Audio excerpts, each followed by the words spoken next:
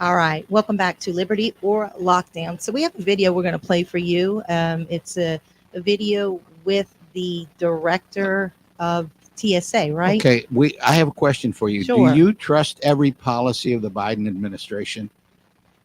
Do I trust the policy? Yeah. When you get on an airplane, what do you expect? Well, you expect air marshals. Okay, they're there to guarantee your safety. Guys, I was stunned by hearing this. You get on a plane, look around for the air marshals. There ain't any. Right. They're not on there. This is because of the Biden administration's policies. That's exactly correct. Thanks, Dave. All right, so take a listen to this. And there we go. Playing right now. Right now, and how many do you think there should be to get to a safe level? Well, Carly, we're not flying right now. The only missions that we're doing are Quiet Skies missions, and those are missions that are following the January 2021 people. So we're either on the border for illegal immigrants, or we're following folks from January 2021. We're not doing our regular missions where we're out there looking for the bad guys. So right now on most flights, you're not going to have air marshals. What do you mean by that you're following January 2021 people? What does that mean?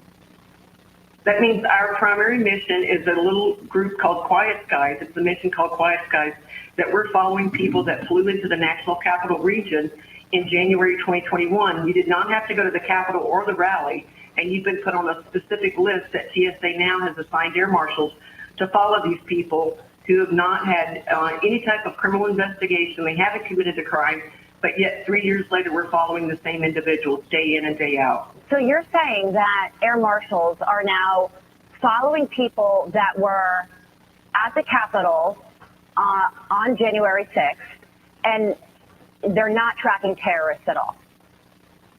Well, they didn't even have to be at the Capitol, Carly. They could have just flown into the National Capital Region. So if anybody was there for a job interview, to visit family, we even had a gentleman that was there for a funeral. They put on this domestic terrorist list just because of their geographic location to Washington, D.C. So these people did not even commit a crime. They weren't even at the Capitol. What? Do those people know that they're on this list? Some of them do, because when they go to the airport, they get the quad-S's on their boarding pass, and then they have to go through enhanced security. Then they're followed by teams of air marshals on any leg of flight that they have. So yes, a lot of them do know that they're being followed, yet they haven't been vetted and they have not committed a crime. And 3 years later, we're still doing the same duty, and we followed the same people over and over for 3 years who are no threat to this country. Oh my goodness. Okay, so if you are an average passenger on a plane, how concerned should you realistically be? I think you should be very concerned. When you're boarding the aircraft, you need to look around to see who you might be able to ask to help you, like a good Samaritan, because you're on your own. If anything happens, please don't wait. There's going to be no law enforcement that's going to help you. So you need to have a plan. Look where the exit doors are. Look where your flight attendants are standing around you. But I would look at other passengers to see, I would be looking around for a football player or somebody, a pretty big guy or a couple big guys in case you needed to take action. Wow. All right. Okay, let's kind of unpack that. Yeah. This lady is not just some Jane Doe off the street. That's right. Her name is Sonia Laboska. She is the director of the Air Marshal National Council. That's correct. She knows what she's talking about. That's correct. And earlier, talking with Jack out in the boardroom, him finding out that the way she got that position is that she was being discriminated against for many years. So she had to sue the marshals, the air marshal, whatever committee or whatever. And then so she got the position. And so she's been there for quite a while now, assuming maybe liberals thought because she sued because she was a woman, she'd be on their side. They may have kept her there, but she's blowing the whistle. So what she's blowing the whistle about is when you get on a plane, there ain't no air marshals on the plane. The air marshals have been assigned either to the Texas border or people that flew in and out of Washington, D.C. in January 2021, the whole January 6th debacle. That's right. That's correct. That's who they're following. Yes. So if you are one of those people, they're not tracking terrorists on a plane. They're finding out, okay, anybody that flew in and out of D.C., and as she pointed out, this is people that were there for nothing to do with the protest. There was even a guy that flew into town for a funeral, and they keep following him. Right. And people for birthdays and businesses and so forth. That's who's being followed, not terrorists. That's correct. Yeah, I love the Biden policies. Yeah, and these people hate Trump because he's not nice. Yeah. I mean, at least well, he's come on. He sends out mean tweets. Yeah, exactly. And he says the truth though. So here we have, if you caught what she said, they're at the border. So they're ushering. If you Google her, if you Google this lady, Sonia Labasco, you'll find that she says that they're ushering in illegals at the border, and they're having to follow J6ers for 3 years. J6ers, that's the people that protested on January 6th. Right, that they're calling insurrectionists, but they're American patriots. They are not insurrectionists. The insurrectionists are the feds and Nancy Pelosi and everyone who scammed the American people. The Democratic Party always lying and making up things that aren't true. So a lot's coming out now for everyone who voted for Bidenomics. We're moving more and more toward a totalitarian government where if you've given any indication you disagree with anything, you're in trouble. Big Brother is watching you. Yes, so you can check out Quiet Skies Missions and you'll find exactly what they're doing there. Quiet Skies Missions. Exactly. So Google that. Yeah, that's what our tax dollars are doing. We don't have our air marshals. Yeah. This is big news, actually. A reporter on Fox, I think maybe Fox Nation, I'm not sure. She's the one who, it's on Gab. So you can find it on Gab, but you can't find it anywhere else. Why wouldn't this be big news? Because it's embarrassing. Yeah. All right. Yeah. Okay. We would be remiss if we did not mention today is December the 7th, a day that will live in infamy. It's been, 81 years since Pearl Harbor was attacked. And it was really the beginning of America's finest hour, in my opinion. My dad and, several million Americans, mainly men, but also a lot of women, volunteered to go fight World War II against Germany and against Japan. And these guys went through unbelievable things because they believed in defending their country, the United States of America. Nowadays, we have people that say, hell no, we won't go and stuff like that. These guys believed it was a just war because we had been attacked. So it's now been 81 years, and there have been a few news features on TV and the like that they're mostly gone. If you were 16, 17, 18, 19 years old, you're pushing 100 now. So if you know anybody that was around then, thank them. They deserve it. Absolutely. That's unbelievable. Thank you for bringing that up. It's very important. We have to keep in touch with our history and not lose it or erase it or forget about it. Yeah. And that's how we do it, right? Um, Keep on going, Dave. What else do we have? Well, We got a lot. as usual, there's a lot about Israel and Hamas. Yes, always. Yeah, okay. Israel was attacked. I can wait until after we get back from a break. That's our cue to go on a break. We'll be right back.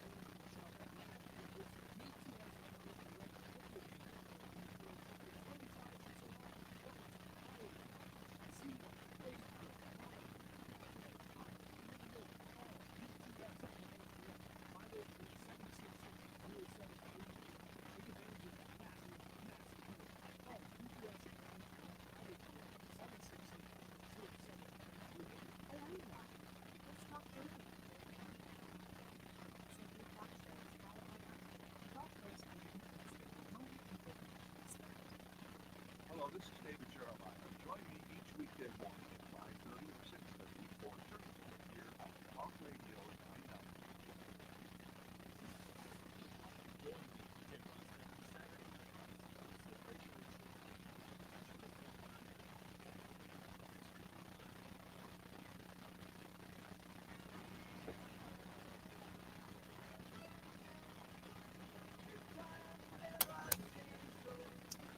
All right. So keep on going, Dave. You seem to have some information there for us. Okay, well, here's a little personal thing. You know what RSV is? You've heard of that, right? Mhm. Okay, my stepson had it, and I'm wondering if this is going to be the next COVID where the government forces you to get inoculation. Yeah, it's a serious thing, but he got over it in about a week. And I think most people are going to get over it with proper treatment. But I wonder if the government is going to come along and require everybody to Well, get vaccinations. We do know that we're entering into a 2024 presidential election year. And in 2020, what did they do? Yeah. They that's shut it. us down. They locked us up and they masked us. They put mask muzzles on us to keep us quiet. So we could have mail-in ballots too. Mail-in ballots, the box ballots, Oh yeah. drop boxes, and COVID. Okay. So anyway, besides that, It's coming. if you follow all of the things that are going on, Hamas attacked Israel on October the 7th, something like that, and their attacks continue. And Israel is trying to quit shooting. It's just that Hamas keeps shooting at Israel. So I saw a very interesting article online on I don't remember which site it is, but it talked about an elderly Palestinian woman. They put her on Al Jazeera because they wanted her to say how evil these Israelis are. And this woman, Palestinian woman, she said, no, the humanitarian aid is coming in, but Hamas is confiscating it immediately and they won't let it get to the people. Israel is trying to be decent people. And in fact, as another site described it, the Israeli Defense Force, IDF, is probably the most moral army in the world. They don't want to wipe out the Palestinians. It's just that Hamas keeps shooting at them. And the only way you're going to get back at Hamas is shoot back. And so who does Hamas use as human shields? Their own people, women, children.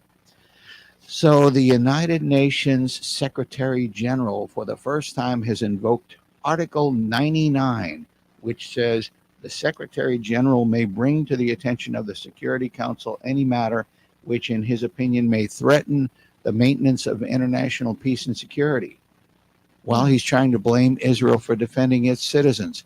Israel is responsible for its own citizens.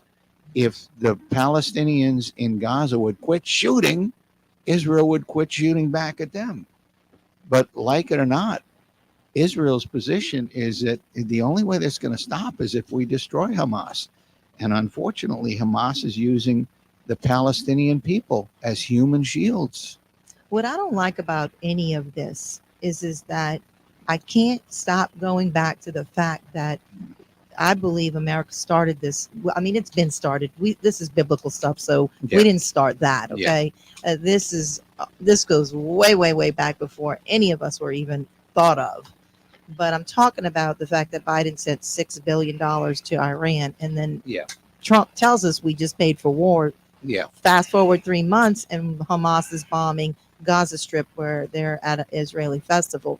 And it's strange that it was at the Gaza Strip and that the dome didn't reach. And so, innocent lives, both Palestinian lives and Israeli lives, they all matter. We are fighting. There is terrorism, but the fact that America funded this, and then go back to Biden and what did he do in Afghanistan? Left the Americans there. And all the equipment. Left billions of dollars worth of equipment. And where did that equipment end? Huh? Where do we think? Where did it end? So terrorists picked up that equipment. And then you have videos, of the Hamas people. The social media world, boy, that there is good and bad. because it's showing you things that media wouldn't show us. Yeah. So we're able to see things on both sides and actually not be, governments are corrupt governments. Yeah. And the people that suffer are the regular people like you and I. Yeah. And the governments are causing wars. They have them, Trump was talking about uh um the complex, military complex. Military industrial complex. Exactly. And they Yeah. make billions of dollars Sure. off of war. Yeah. So, I like to look a little bit above the trees and see Yeah. really what's going on here, because we had our hand in that. Well, ultimately, you read your Bible and you see which direction we're going. We don't know exactly Mhm. when we'll get there, but we're moving in that direction. Yes, The Bible says this is what is going to happen. that's correct. And you better know the Lord. Yeah. Speaking of the Bible, why is it that Jews have been for thousands of years the object of such hatred? Well, because Jesus was a Jew. Yeah. Oh, our Messiah, the Savior, he was a Jew. And the devil hates that and has been out to destroy the Jews all along. I read the lyrics of a song called God is the Enemy by Cane Hill. And this really expresses the position of a lot of people toward God. It says, God is the enemy. God is the enemy. If Jesus returns, we'll kill him again. Mm. Whoa, what a lovely thought, huh? Mm-mm. But these people are every bit as religious as us Christians. It's just they're on the opposite side. Right. But, again, we have to be very careful too to respect life. Oh yeah. Yeah. Respect people and respect life, because a lot of times, I have some friends that are Muslims and I love them very much. And a lot of these Muslims, they speak to me, they say God. Yeah, And sure. so in their mind, God is Allah. And I know Christians say God's not Allah, but in their mind, God is Allah. And we have to be respectful to them, Sure. as I want to be respected as well, because, Yeah. we're losing respect for other people. And that has to stop. We can't be disrespectful. We can't be forcing, what we know to be true on someone who can't see or know or hear or feel what our truth is. And so we have to show them love and kindness, peace and patience. And all of that will lead to the fruits of the Spirit. They will see the person that we serve through our kindness, through our love, through our generosity, Well, not through our demanding that, Jesus is Lord. there are a great many reports coming in from places like Iran that say tremendous numbers of Muslims are converting to Christianity because they've been having dreams featuring I Jesus. saw that. Oh, that is so cool. I saw testimony from a gentleman, and he shook me to my core because it was so amazing. He said that Jesus actually came to him in a dream, Yeah. and he was doing something he shouldn't have been doing. I can't remember the whole story, but it was amazing. And then what really shook him is when he was free. Oh, he was arrested. He was grabbed by a terrorist and kept in prison. And when he was released, he says Jesus came to him and he said, "I'll tell you when to leave." And he did. He said he walked right out when the Lord told him to leave. He Yeah. got home, and the gentleman said that his wife said, "You're not going to believe this, but I had a dream Mhm. and Jesus visited me." So ultimately, we be as nice as we can and we talk about Jesus, but ultimately it's the Holy Spirit that has to draw people. Amen, Dave. Well, do you know who is the person of the year according to Time magazine? No. Who? Taylor Swift. Swift. Seriously, all the stuff going on in the world, Taylor Swift has been named I wasn't Time expecting that magazine's one. person of the year. Yeah, she makes such a difference in the world, right? Well, do you know who was called the female dog with the B word? Who? Joy Boehner on The View. But Kid Rock, he's all over social media calling her the B word. And Yeah. everybody's saying, well, she is. And so there you have it. We have two people who are very into all of that stuff. And So this is all just a distraction from what's going on in the world, you know? mm-hmm, And what's going on in the world is God's plan is coming to fruition, and you get a choice. You can be with him or against him. Right. So we still got our caller on the line, huh? Right. Let's go ahead and let that caller. Hold that thought, Dave. Sure. We'll take our caller. Are you there, Matthew? Woo. I'm here. A lot of static. So All right, there you There go. we go. I saw your post on Gab. Welcome back to Gab. Yeah. But I was really calling to talk about what I heard last week. Can you hold that thought? We just got cued to go to a commercial. I'm going to give you first up right when we get back. Just hold that thought. We'll be right back. I will Okay. hold that thought. Thank you so much.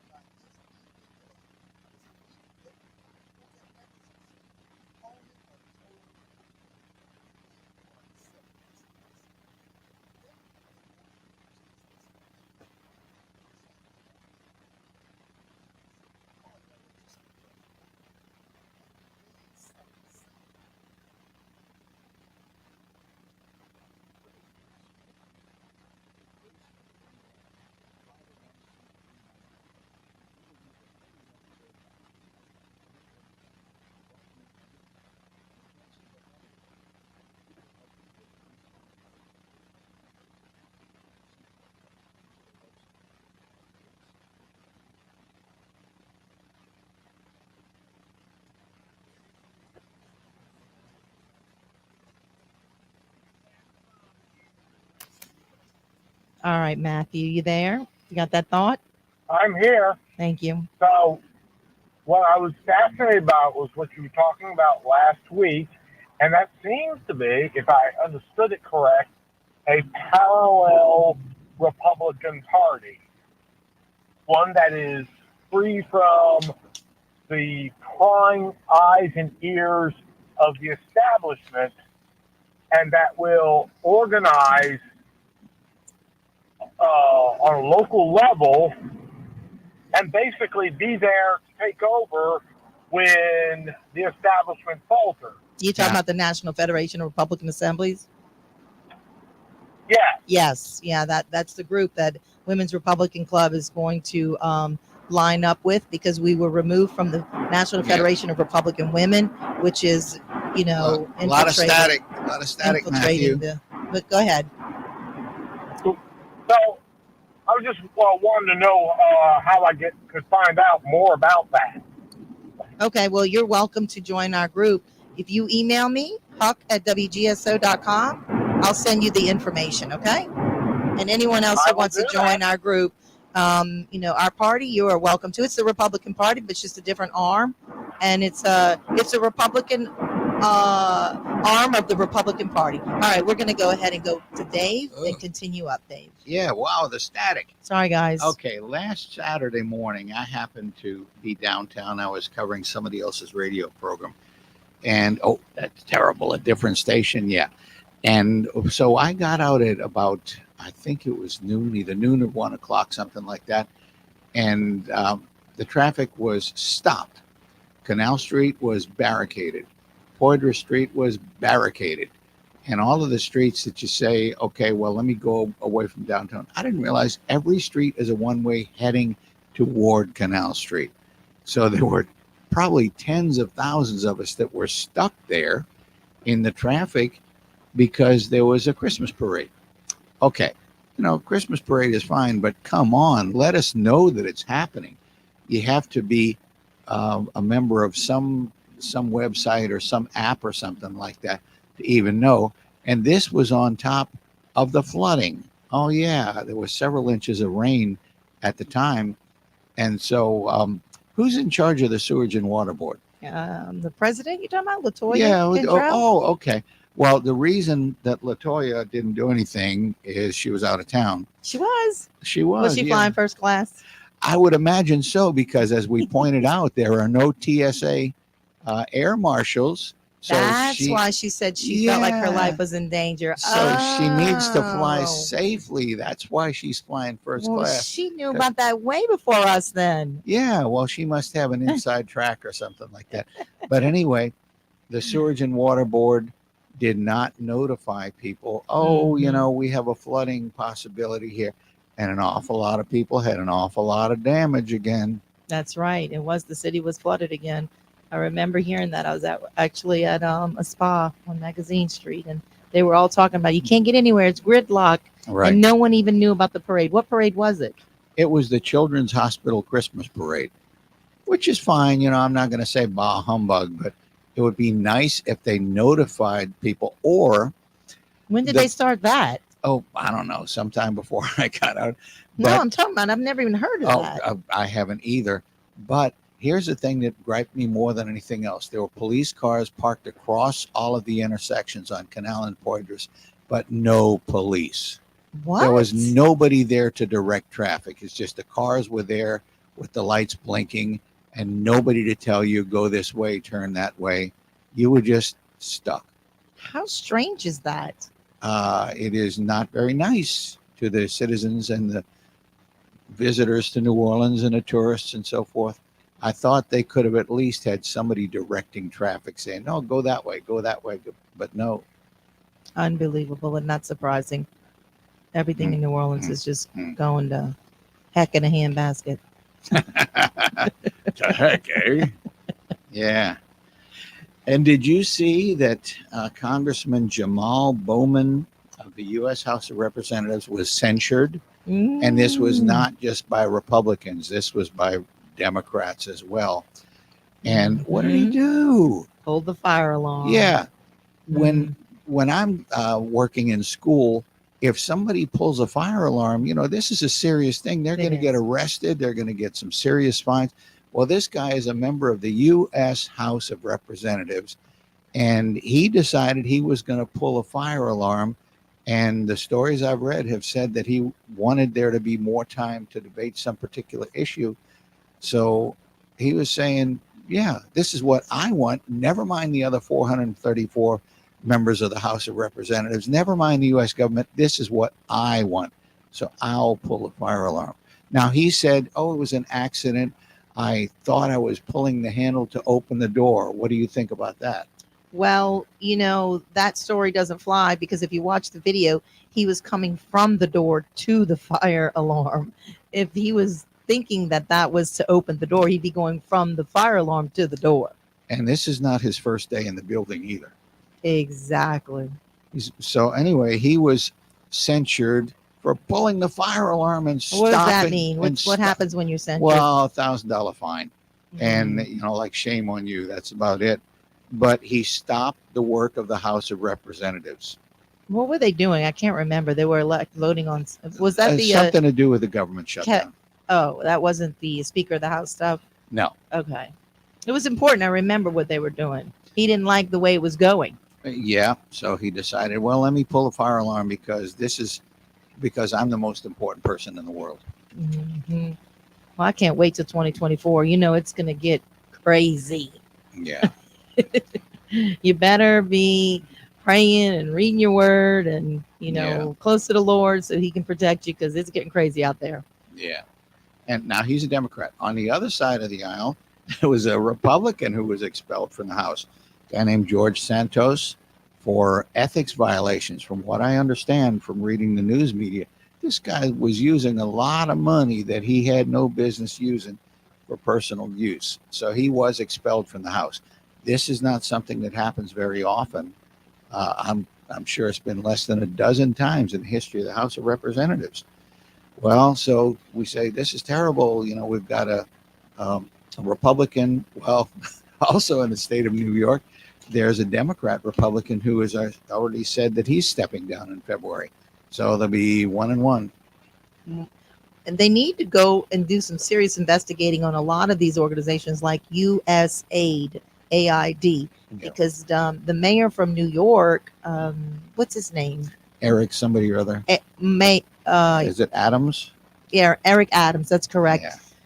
He's was recently gave Guatemala $760 million to the USAID Guatemala account. And now the Guatemalans are screaming that they use that money to fund the Seed movement party, which had hijacked their elections. So how could the mayor of New York give money from New York to Guatemala? He used the USAID organization here through our tax dollars sent to the USAID in Guatemala because it's supposed to be we're giving aid to these countries.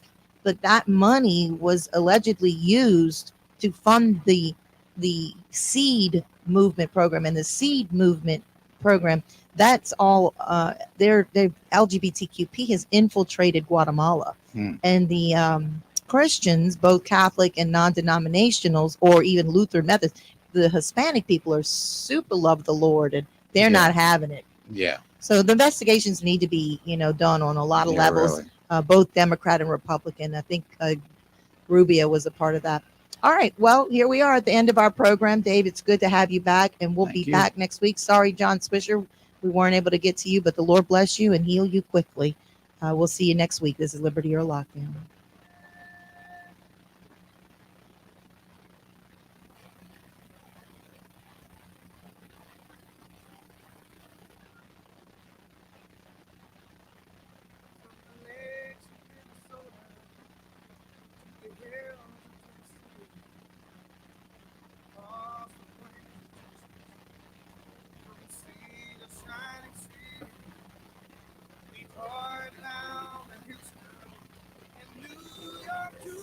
From America Tonight. The show kicks on at midnight, and I'm loving the overwhelming support in New Orleans. What a group of fantastic listeners here on WGSO 990 AM. Join me every morning to catch up on what I call the buzz in your backyard and mine. You hear some of the most interesting people on the planet from the world of business, politics,